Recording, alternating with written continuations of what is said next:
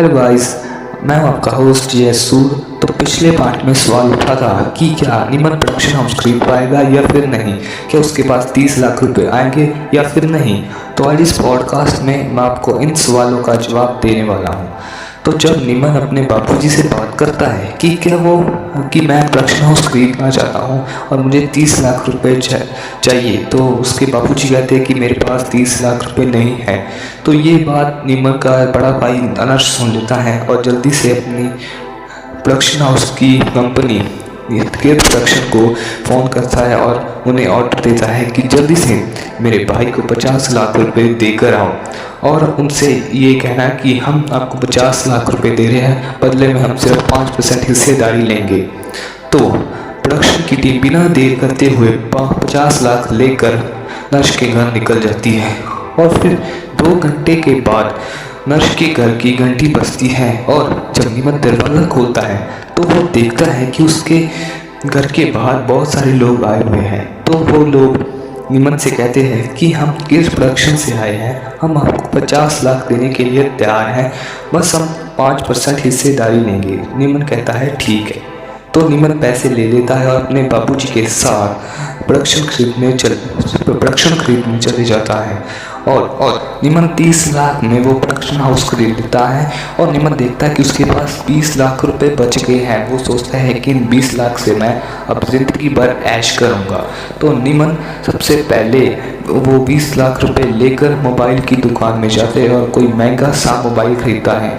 निमन 4 महंगे फ़ोन खरीद लेता है और वो फ़ोन खरीदता अपने भाई के लिए, अपने पिताजी के लिए, अपनी माँ के लिए और अपने लिए। वह अपने भाई के लिए इसलिए फ़ोन खरीद रहा था कि ताकि वो अपने भाई के सामने थोड़ी सी फुकरी मार सके कि मैंने ये देख इतना महंगा फ़ोन लिया है।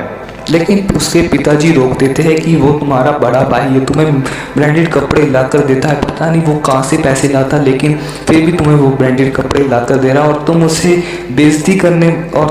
बेइज्जती करने में लगे हो। हाँ, ये तो अच्छी बात नहीं है। लेकिन निमन अपने पिताजी की नहीं सुनता और घर जाकर अपनी माताजी को फ़ोन देने के बाद अपने भाई के पास जाता है और अपना फ़ोन निकाल कर दिखाता है कि ये देख मेरा नया महंगा वाला फ़ोन, तू तो मुझे ये फ़ोन लाकर नहीं दिया, लेकिन ये देख मैं तेरे लिए फ़ोन लाया।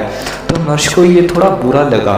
तो नर्स ने कहा कि मुझे मेरा पुराना फ़ोन ठीक है, मुझे महंगे फ़ोनों का कोई शौक़ नहीं है।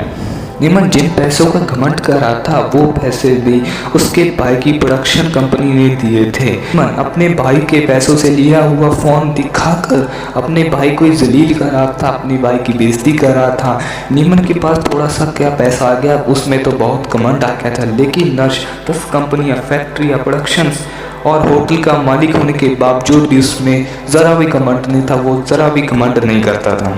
बड़े बड़े सिंगर और सेलिब्रिटी भी नर्स की रहमदिली के कारण उसकी इज्जत करते थे और नर्स के भाई ने जिनको इंस्टाग्राम पर फॉलो किया हुआ था वो भी नर्स की दिल से इज्जत करते थे।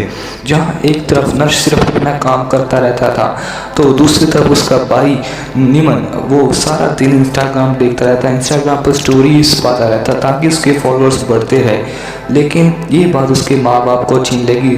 उन्होंने नर्स को कहा कि निमन को थोड़ा सा इंस्टाग्राम से हटाओ, इसका इंस्टाग्राम देखना हटाओ, ये दिन भर इंस्टाग्राम देखता रहता है।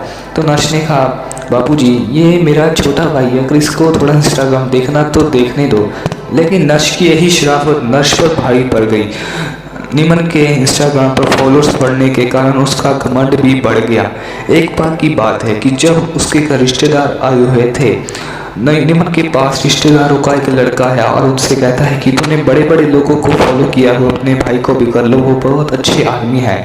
तो निमन ने बड़े बदतमीजी से जवाब दिया कि जिनको मैंने फॉलो किया हुआ है वो बड़े बड़े स्टार है और इस नर्स की क्या औकात है, ये 2 करोड़ का आदमी है। नर्स भी वहाँ खड़ा था लेकिन उसने कुछ नहीं कहा। लेकिन नर्स के लिए कहे गए वो शब्द सुनकर उस लड़के को गुस्सा आ गया और लड़का 2 झापड़ मारने के लिए आगे बढ़ता पर नर्स ने रोक दिया।